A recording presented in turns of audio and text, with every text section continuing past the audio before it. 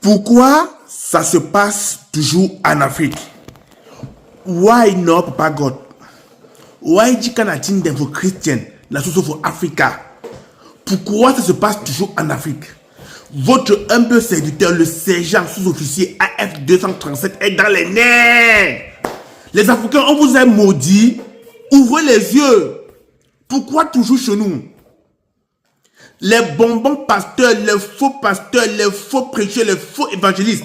Regardez d'abord cette vidéo. Je reviens pour le débat. Parce que aujourd'hui, là, même par force, vous allez arrêter vos conneries des églises, des bonbons pasteurs là. Mais attends, a dit qu'il devait arrêter ça. On attend.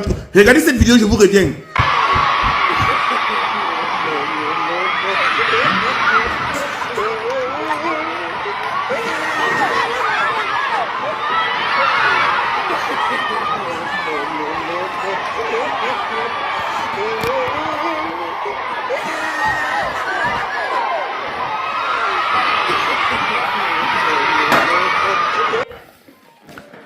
Voilà alors, mes chers fans, mes chers téléspectateurs. Si vous avez regardé la vidéo, venez maintenant faire le débrief. Mes amis, pourquoi toujours en Afrique? Pourquoi toujours en Afrique? Regardez ce qu'un pasteur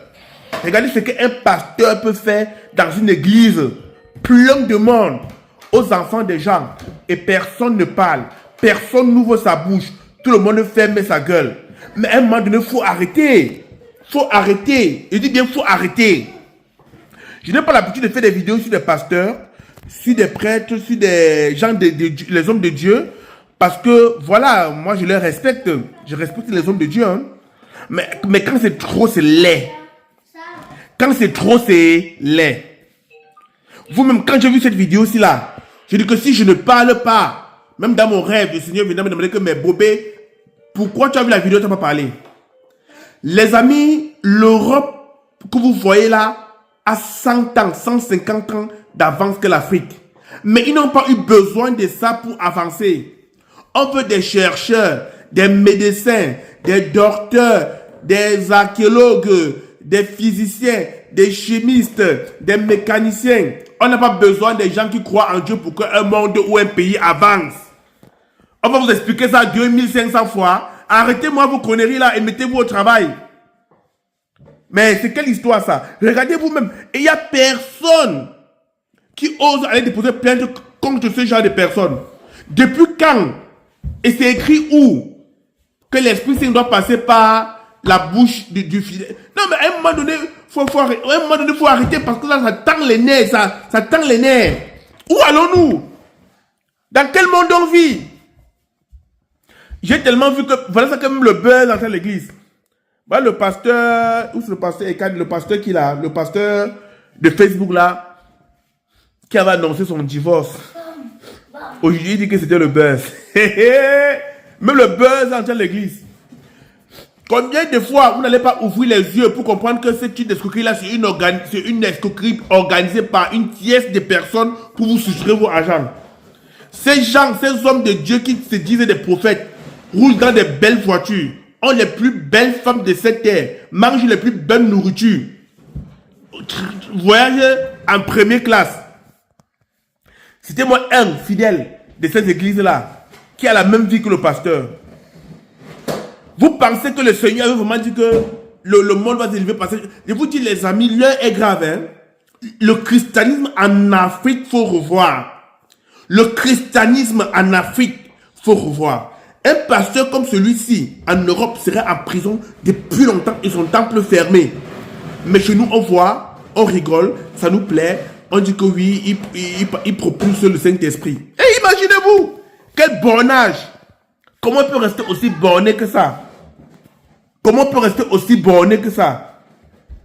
Chers téléspectateurs, chers internautes, réveillez-vous. Réveillez-vous. La vie éternelle ne passera pas par les pasteurs. La vie éternelle ne passera pas par l'église. La vie éternelle ne passera pas par qui que ce soit. Ça passera par ta foi, par ta personnalité, par ton travail, par ton bon comportement, par tes gestes sur terre. Donc nous allons retenir de cette leçon que, les amis, laissez vos histoires d'église aller travailler. Trop, c'est trop.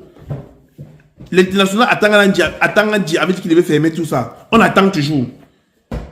S'il devient président du Cameroun, ce que le premier que je dois faire dans ma vie, c'est de fermer toutes les églises. Tout. Et vous allez voir comment le monde va avancer. Regardez en Europe. Regardez en Europe. Regardez en Europe. Regardez en Europe. Il n'y a pas toutes ces églises réveillées. Il n'y a pas tout ça ici. Hein. Il n'y a pas tout ça. Même dans les églises qui ne sont pas réveillées catholiques, tu comptes le nombre de fidèles par dimanche. Parce qu'ils ont compris que leur foi, c'est le travail. La foi, c'est ce que tu nais avec ta grâce et ton savoir-faire. C'est ça ta vraie foi. Ta foi, ce n'est pas aller tous les jours se mettre à genoux devant une croix, prier Dieu.